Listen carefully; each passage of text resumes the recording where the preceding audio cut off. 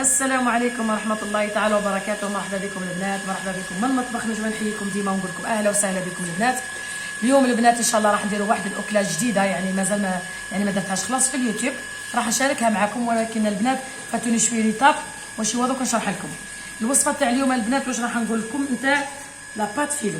ها هي لا بات فيلو كي تفزد لكم خي دي فوا نديروا هذيك البقلاوه التركيه، يبقاو لنا هذا يا اخي. وعلى بالكم هذه مارك اللي نشريو فيهم كامل نصهم يعني لا منعنا كاع حنا ملاح. المهم البنات باش من نقطه كي تبقى لكم هذيك ما تزيدوش طيشوها، نروحوا نديروا بها احسن كراطان. هنا فاتتكم شويه البصمه، هنا كنت كملتها صايي. تهزوا بليركس كيما هذا البنات، ديروا الطبقه تفتوها كيما هكا. شوفوا البنات تفتوها كيما هكا، ديروا لها شويه زيت وتحطوها الطبقه الاولى.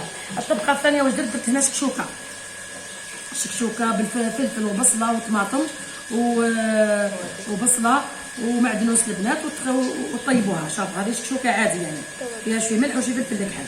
وعندنا شويه سكالوب، انا خليت شويه سكالوب درتو في النص، فرماج رابي. درنا الطبقه الاولى نتاع لاباط فيلو هي الاولى، وزدت حطيت فيها هذه وحطيت فيها سكالوب، درت لها مربعات تاع الفرماج كما راكم تشوفوا، ودرت لها فرماج رابي.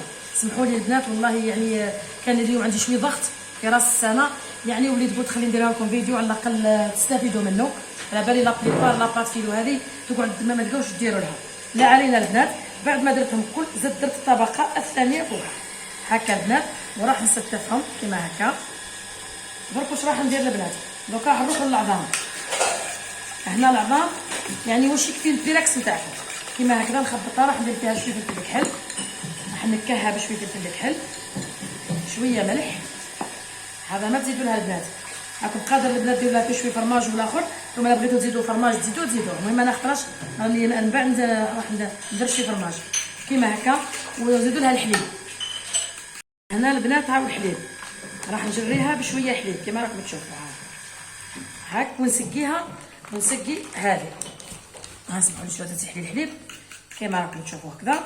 والله البنات سمحوا لي يعني نورمالمون درت لكم كلشي بالتفصيل، بصح راكم على بالكم هنا شكشوكه سكالوب فرماج رابي. هذا اللي فتتناه شافوا كيفاه تحكمي تفتتيه. تحبوا ديروه كيما نديروه ولا مشلوش، تحكموا تروريو هذوك وتقصوهم كيما مشلوش، ولا تفتوا كيما فتت انا بهذه الطريقه هذه.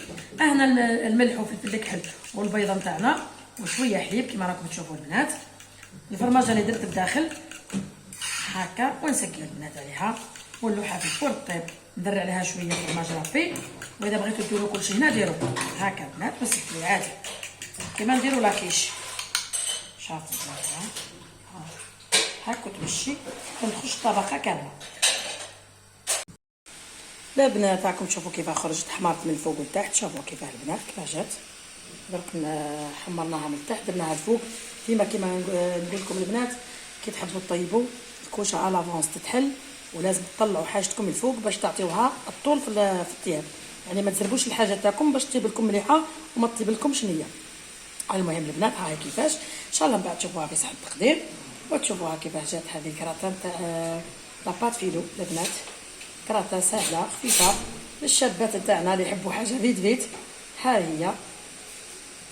هذه هي الكراتان البنات نتاع لاباط فيلو، كراتان سهله وخفيفه وبنينه صدقوني.